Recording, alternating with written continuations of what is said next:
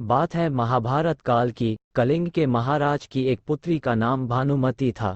राजकुमारी भानुमति बहुत ही सुंदर, बुद्धिमान एवं ताकतवर थी। राजकुमारी की सुंदरता, बुद्धिमत्ता एवं शक्ति के किस्से प्रसिद्ध थे।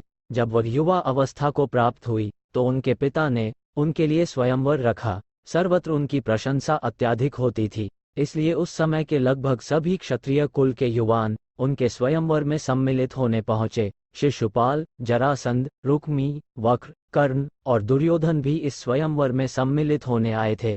स्वयंवर आरंभ हुआ। राजकुमारी भानुमति अपने हाथों में वरमाला लेकर आई। उनके साथ उनके अंगरक्षक एवं उनकी दासियां भी साथ आए। एक एक कर राजकुमारी सभा में उपस्थित सभी राजा एवं राजकुमारों के ओर बढ़ती गई। राजा एवं राजकुमारों के पास खड़े दास उनका परिचय देते और फिर राजकुमारी भानुमति आगे बढ़ जाती। ये क्रम चलता रहा जब तक वो दुर्योधन के पास नहीं पहुंची। दुर्योधन को भानुमति बहुत पसंद थी और चाहता था कि भानुमति भी उसी के गले में वरमाला डाले। दुर्योधन इस बात से ही फुला जा रहा था कि वह सबसे श्रेष्ठ राज्य का प्रतिनिधित्व कर रहा है, और हो भी क्यों ना, उसे भीष्म पितामह और गुरु द्रोण की सुरक्षा प्राप्त थी। साथ ही वह कर्ण के साथ आया था। कर्ण उसका सबसे प्रिय मित्र था एवं महायोद्धा भी था। जब भानुमति दुर्योधन के पास पहुंची तो उन्हें दुर्योधन का परिचय सुनने को मिला। परिचय सुनकर भानुमति दुर्योधन को बिना वरमाला पहनाए आगे बढ़ गई। ये बात दुर्योधन को बहुत ही अपमानजनक लगी। दुर्योधन इस अपमान को सहन नहीं कर पाया और बलपूर्वक भानुमति के हाथों से वरमाला अपने गले में धारण कर लिया। ये देख कलिंग नरेश कुपित हो बोले, ये स्वयंवर के नियम को भंग करना हुआ। इसी पर बाकी सारे राजाओं एवं राजकुमारों ने भी तलवार निकाल लिए।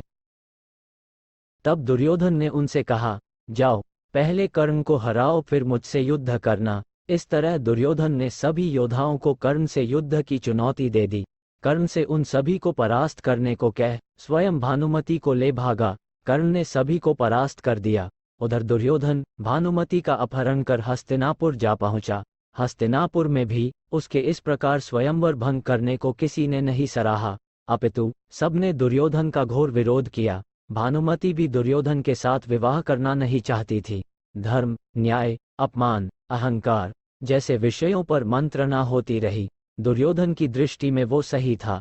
भानुमति को बलपूर्वक हस्तिनापुर ले आने को दुर्योधन ने ये कहकर सही ठहराया कि भीष्म पितामह ने भी अपने समय में ऐसा किया था, और तब तो वह स्वयंवर की श्रेणी में भी नहीं थे। तब उन्होंने अपने सौतेले भाई के लिए देवी अंबा, अंबिका और अंबालिका के स्वयंवर को भंग कर दिया था, जिनमें से अंबिका एवं अंबालिका कौरव एवं पांडवों की पितामही थी, जबकि देवी अंबा ने इस विवाह के लिए मना कर दिया था।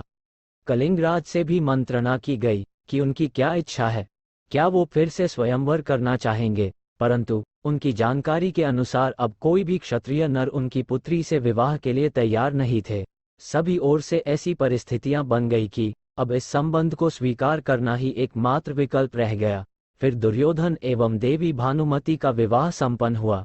हालांकि अच्छाई और बुराई सब में होती है, बस प्रतिशत की बात है। किसी में अच्छाई अधिक और बुराई कम होती है, वहीं किसी में बुराई अधिक और अच्छाई कम होती है। दुर्योधन दूसरे गुट का मानव था, जिसमें बुराइयां अधिक और अच्छाइयां बहुत कम थी। हालांकि दुर्योधन स्त्रियों के प्रति आसक्त था, परंतु उसके जीवन काल में उसकी केवल एक पत्नी रही। अगर उसकी कुछ अच्छाइयों के बारे में बात करें तो वह अपनी पत्नी पर विश्वास करने वाला पति और एक अच्छा मित्र था। दुर्योधन का विवाह जिस अवस्था में हुआ था वह बहुत ही कड़वा था, परंतु बाद में दुर्योधन और उसके पत्नी के संबंध मधुर हो गए थे और दुर्योधन का व्यवहार अपनी पत्नी के तरफ मित्रवत भी था। विवाह उपरांत दोनों की 2 संतानें हुई, एक पुत्र लक्ष्मण एवं एक पुत्री लक्ष्मणा। इनके पुत्र लक्ष्मण को अभिमन्यु ने महाभारत के युद्ध में मारा था।